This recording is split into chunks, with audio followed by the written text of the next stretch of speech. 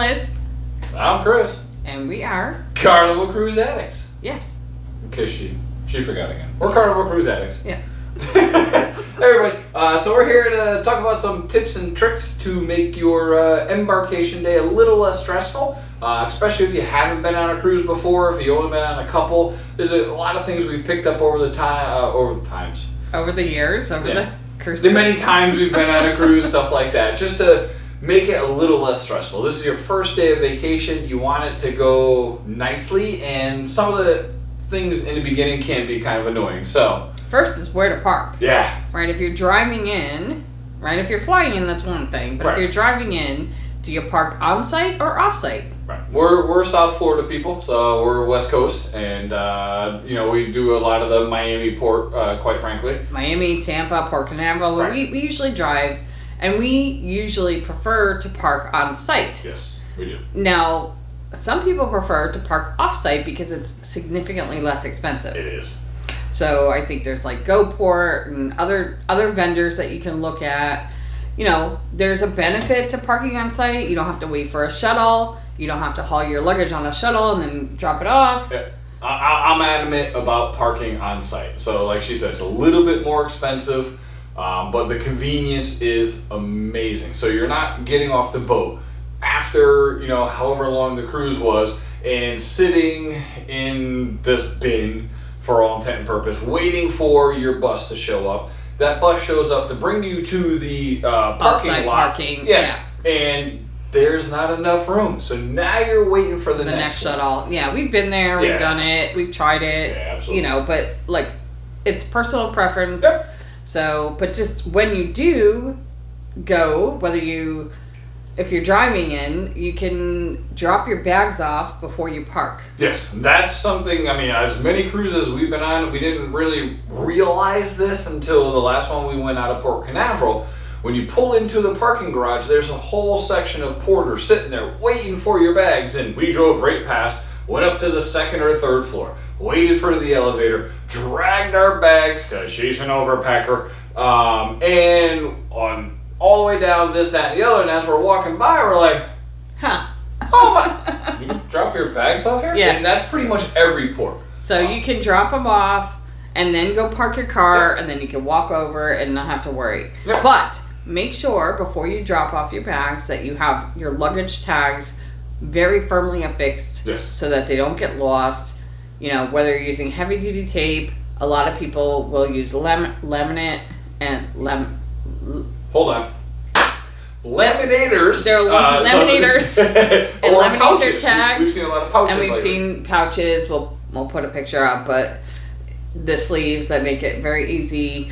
Just make sure that you have your luggage tags affixed and that they're there. And obviously you've printed these before getting there, by the way. Yeah, and make sure that you always show up at your arrival time. Yep. So with Carnival, especially, you can check in 14 days prior to your cruise online and pick your arrival port time. I think it's a couple days earlier if you're Diamond, Platinum. That is correct. Or Faster to the Fun. Priority. And Suites. Yeah, you can do it 16 days. So Yep. they usually give you a half-hour window, and then if you show up at the allocated time, no problem, and you'll get right into the check-in line and be good to go. Yeah, and just if you're scheduled a 2:30 arrival time, do yourself a favor. Don't get there at 11:30 and go, oh my God, why am I not getting on, Becky? That's because you chose 2:30. So they try to make it as seamless as possible, and we've been cruising for 20 plus years on Carnival, and the amount of improvements they've done, amazing. So just follow what they do. Yeah, look at the signs. They'll tell you if it's priority, faster than fun, suites, whatever.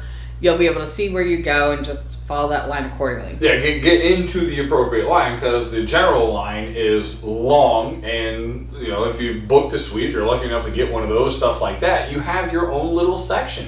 Yep. Seek it out. Look at the signs. So next is to sign up. When you check in, you can sign up for text alerts. Yes. Oh, and this is important. Yeah. So especially now it's hurricane season. If there's a delay or a port change or something and they need to tell you, they'll have your phone number and they can text you. Yeah. Again, they do it as soon as they know, you know. So they don't want a big cluster at the port. They will let you know, and just don't say, well, I think they're I'll kidding. just show up anyway. Sometimes because of everything or medical emergencies, the ship's delayed. So you don't want to be there if they're supposed to be there in the morning, but sometimes they don't get there till 4 or 5 o'clock. It happens. You need to be prepared. Yeah, and if you're driving to the port, allow ample time. Absolutely. So poop happens, okay? So you can get a flat tire, you can get attacked by a rhinoceros, who the hell knows? Just give yourself time, because we've actually had where we were heading down, and again, we live in South Florida. Yeah, the road closed, there was a forest fire, our AC blew up, which sucked, because it was a July cruise, and it was hot as hell. But give yourself ample time to get there, and just in case poop happens. And if you're flying... Make sure you fly in the day before. Yes. I would just not worry about cancellations. Planes are always delayed now. People are like, oh, what time can I schedule? You know what? Do it the day before. Yeah, that way if something happens, you have time to figure it out. Yep. You don't want to be OJing through the frickin' airport going, I don't know if people know what that means, but... O.J. Simpson did a luggage commercial at airline. Yes. Anyway. Don't OJ. The other thing is, once you've checked your bags, make sure you haven't put your paperwork that you need to get on the ship in your bag. So have your paperwork ready.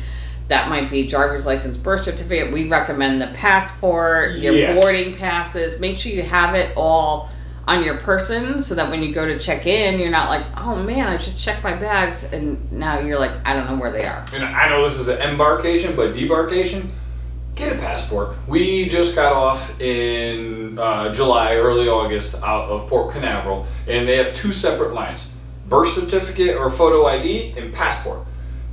It's a giant spiral thingy. We were literally, and I'm not kidding, 10 to 20 times faster. We just walked out, did our face picture, and left. And people were just sitting there going, what the hell? Yeah. Get a passport. It's not expensive. It's good for 10 years.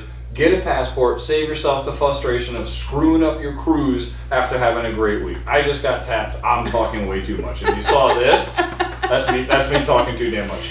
Well, another big tip is if you take medication, bring that with you on your person in your like what you're going to carry on the ship versus putting it in your checked luggage. Sometimes bags get lost. Shit happens. You don't want to be in that position where you had something really important and it's now lost for a couple days on the ship and you can't get it. Yep.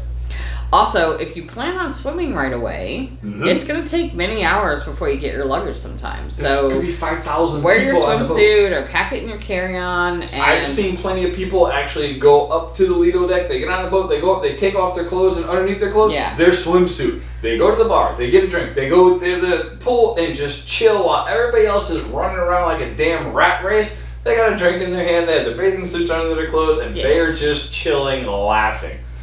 The first thing you should do when you get on the ship, especially now with the way it's all set up with the e-muster, is go to your muster station and check in, watch the demonstration. It is so quick, it's so easy. Jesus. And sometimes it takes like literally 2 minutes, but like I would assume 5-10 minutes at the most. Not even. And if you don't go, I think they shut off your ability to buy purchases. They'll delay the entire cruise from leaving. But you can't buy a drink, you can't do anything. It takes mere seconds. Back in the day, we used to have to go to the room, get your freaking life vest, go stand outside in the dead of summer, go. Now it's literally just go here. Okay, watch this video, go. So Please do it. We've been on many cruises where they're making the announcement. We're looking for X. We're looking for X. You're holding up the whole cruise. Just do go. the damn Just do thing. It's nothing hard. Carnival has this down pat. Other cruise lines still do the physical muster station. Just do it. Do it!